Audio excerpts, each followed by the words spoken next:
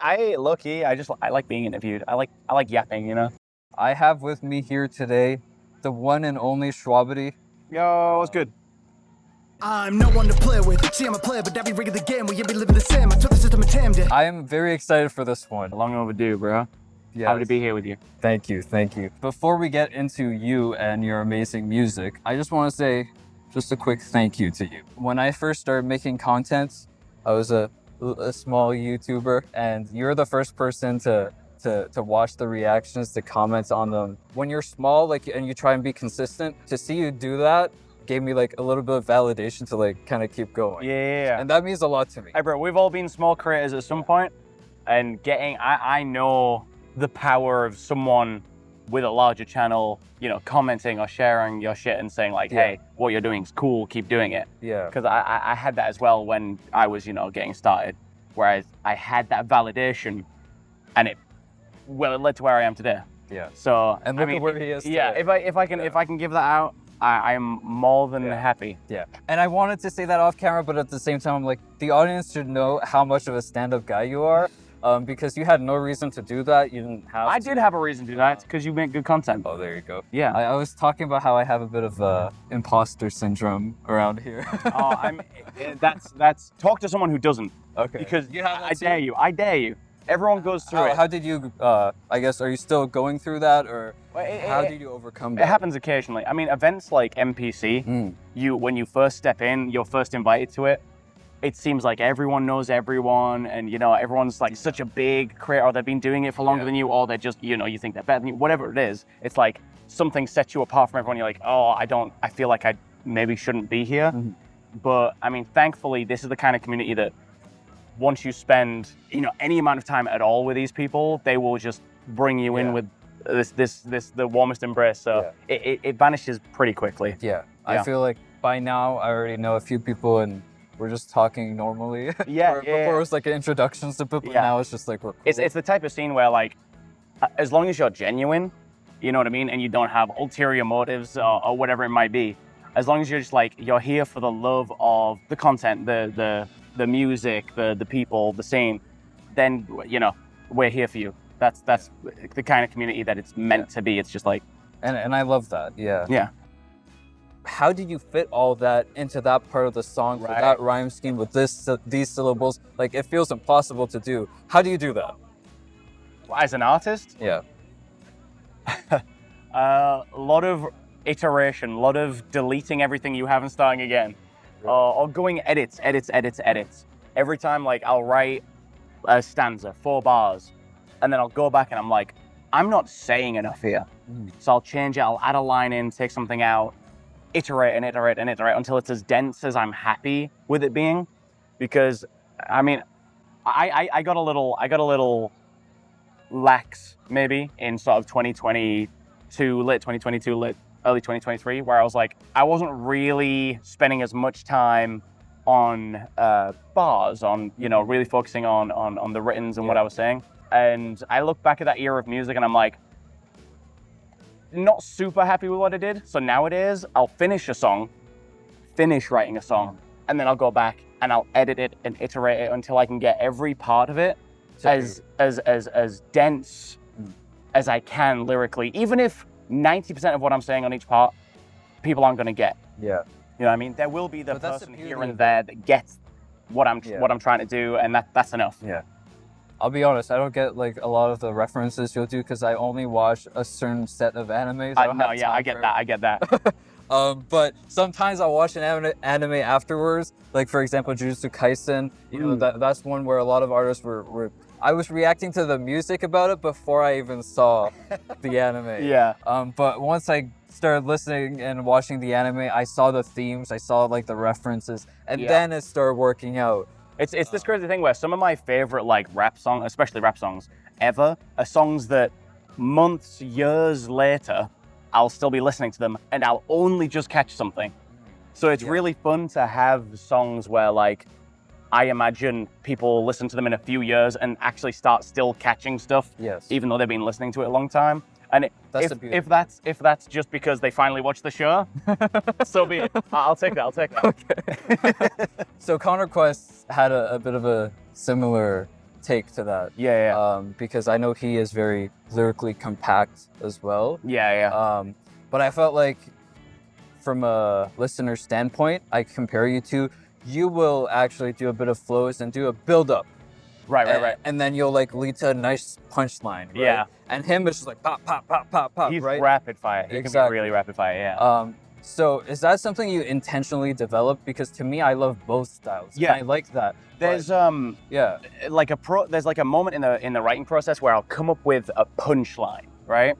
And it won't always be at the end of the bar, but I'll be like, I have to save this for later so that I can build up to it. Yeah. So 100% it's like, I'll think of like the hard hitting punchline, whatever I'm gonna end the stanza, the verse, whatever it is, where I'm gonna finish at, and then I work towards it. So I'm like, I need to build to this. Yes. Whereas I know Connor would put like one of my ending lines like second in his song or whatever. Because it's him, it's just like he can just come up with hard hitting punchlines every other line. It ain't nothing to him. Yeah, I like the balance, right? Because if it's too much, then I'm talking from the standpoint of a reactor. I can't catch all of it. For sure. That's the problem. That's why I hate reactor to reactor. I There's such a pressure on you when you know you're reacting to someone lyrical. Your Connor Quest, ham sandwiches, whoever it might be, right? Where it's like, if you're not in the right zone, you're not in the right mindset. It's like, oh, you're missing it. And when you edit it, you're like, and you oh go my back and you're God, like, I should have said something about that. They're gonna comment. They're gonna comment that I missed this and I missed that. I hate that. But shit, man, free engagement. Music, reactions. Now you're doing that Jeopardy thing. Yeah, game shows. I like doing my game shows. Yes. I did Family Feud. Is that how you keep yourself like, let's just say off, always in that music making mode? Is it like a break, like how, or is it just another thing to you that's just as fun? What's your main thing? I mean, the bottom line is fun.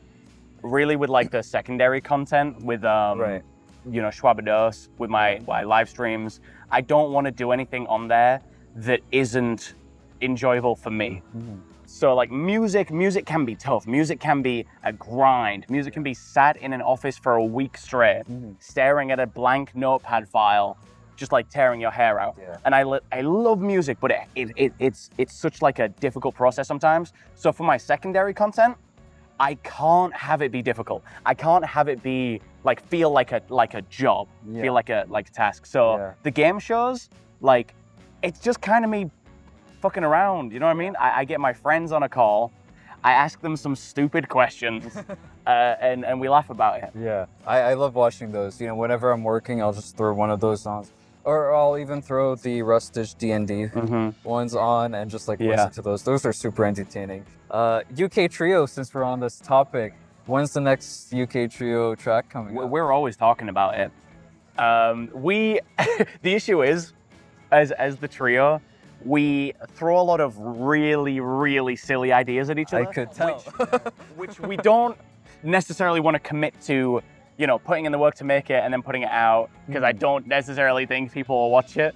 So it'll be fun still. We have a high density of very silly ideas and a very low ratio of actually usable songs. Yeah. So soon, for sure, I am working on a trio song that will come out, and we're always talking about them. Yeah. And maybe there's a more longer form project in the works. Okay. Possibly. Okay. Who could say? Who could say? Who could say? Who could say? But yeah, UK Trio is.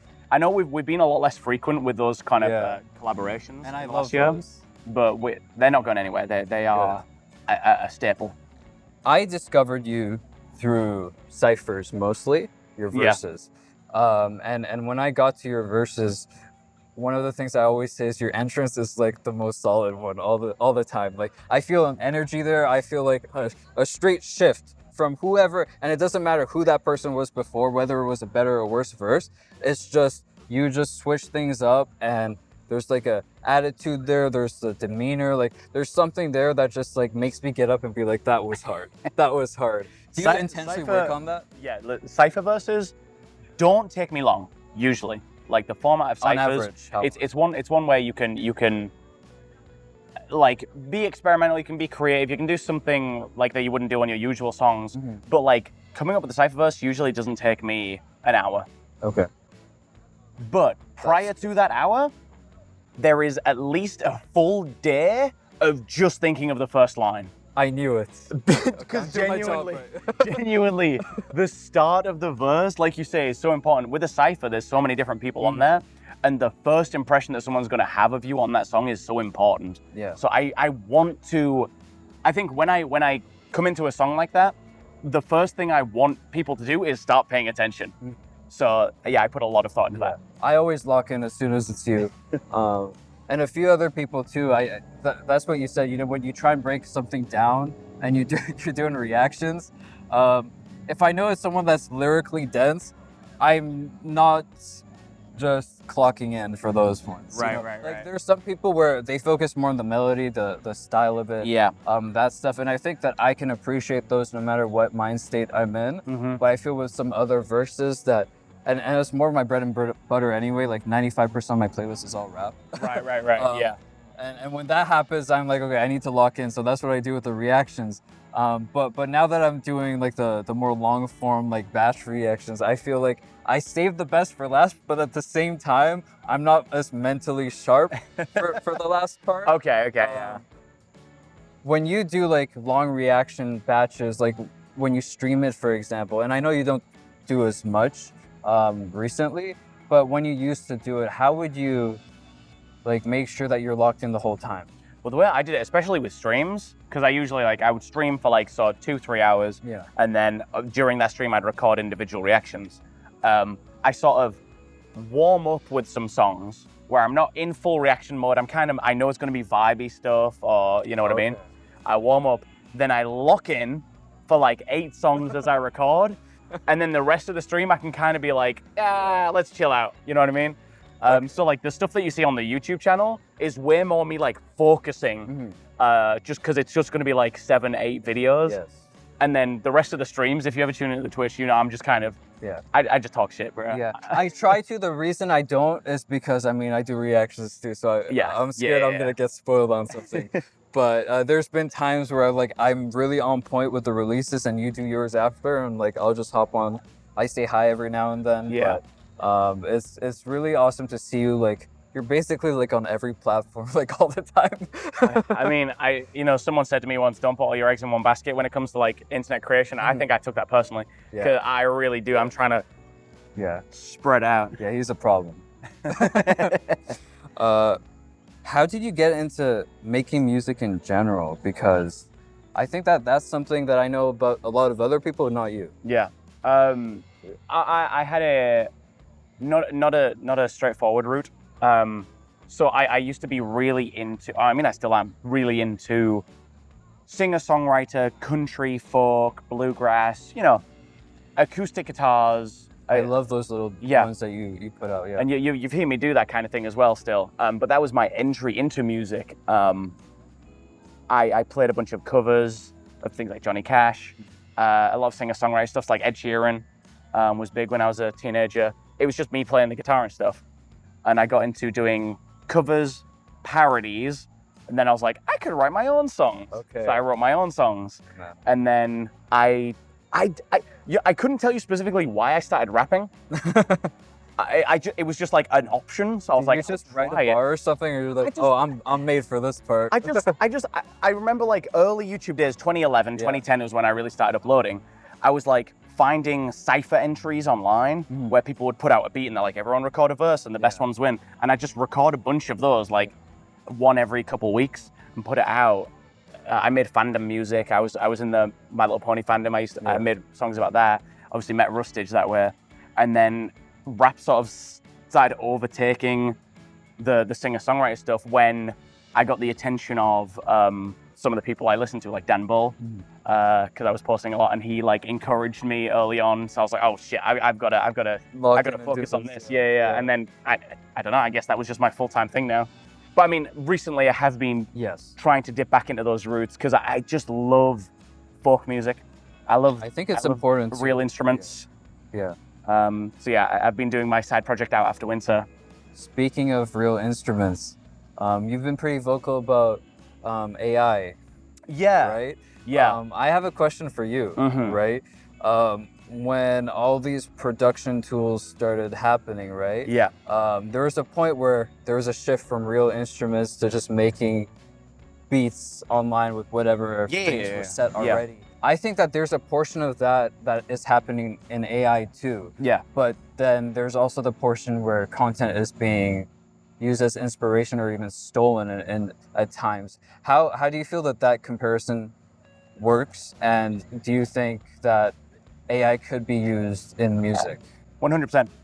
I think it's a fair comparison. Anytime that there's a new tool, there's always going to be, first of all, ethical and creative ways to utilize it. And I mean, there's some plugins for music production that use AI in incredible ways, and and facilitates creativity. Yeah, I That's do the noise reduction one for my mic. Yeah.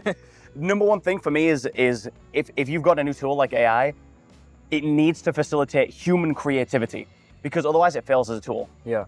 If it can ethically facilitate creativity, then it works. Yeah. So there's AI tools that you'll sing a melody into it, and you can use the AI to try and make that melody sound like a certain instrument.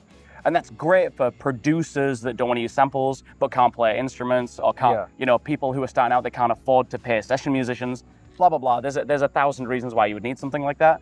And that kind of thing is awesome.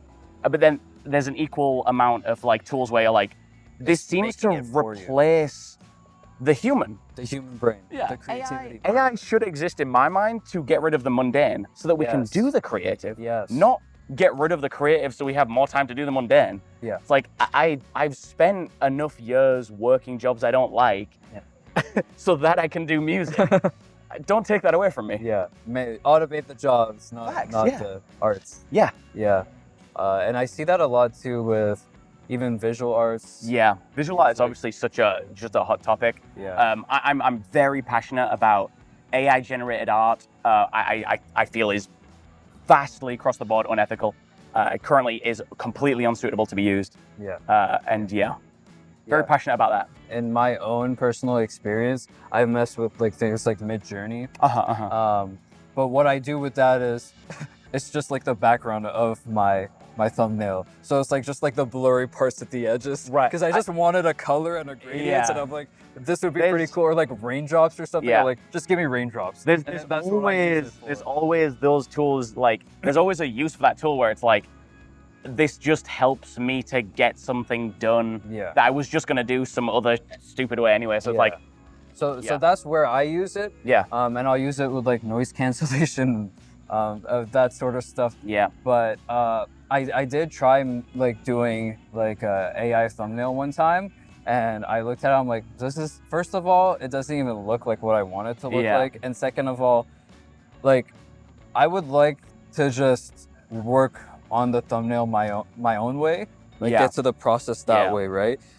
Because I started off YouTube with some shitty ass thumbnails, let's be honest. And now I think it's at a point where it's at least clickable. And I got some inspiration from you, of course. Just don't ever do the googly devil eyes again. That's my favorite thing. That's my favorite thing. Stop every so often, you'll see even on recent videos, I crank it a little further than I should. Yeah. Just to see if anyone comments about it. There's a joy. But I see it, I'm like, okay, I'll click on it, but I hate you for this. There's a joy, especially if I'm editing a thumbnail where someone else's face is in it, like the game shows. There is a joy in taking Jack from Nerd out and just fucking his face up a little bit. Yeah. Just a slight altercation where they can't tell what's wrong with it, but something's wrong with it. It catches your eye, you're like, this isn't right. Something's off about it. That's funny. I got one last question for you. Okay. Your merch is, I would say, in the top 3. I like the hat with the bears. Yeah. Where did that bear thing happen with your branding? Did it happen off the bat? Or explain it, I guess. There is such a very specific moment that comes from. So I'm a furry. I love animal mascots and that kind of thing. And I knew that I wanted a mascot character for my channel. This was early when I was starting to talk, 2018, 2017. And I was in a restaurant with Rustage and the Stupendium. It was the first time I was meeting the Stupendium. So I was this was early into the Stupendium's channel starting to take off with the Fortnite Vegas video. And I was like, I'm a fan of your content. Great to meet you, chilling, eating food. We were just talking about YouTube, and I was like, yeah, I really want to develop some sort of logo and mascot character so I can brand myself going forward. Yeah. And Stupendium was like, well, what are you thinking? I was like, animal character for sure, maybe something like a bear, like teddy bear kind of aesthetic. That's it. Yeah. And I was like, pink is a great color. Not a lot of people are branding themselves pink. I like pink a lot.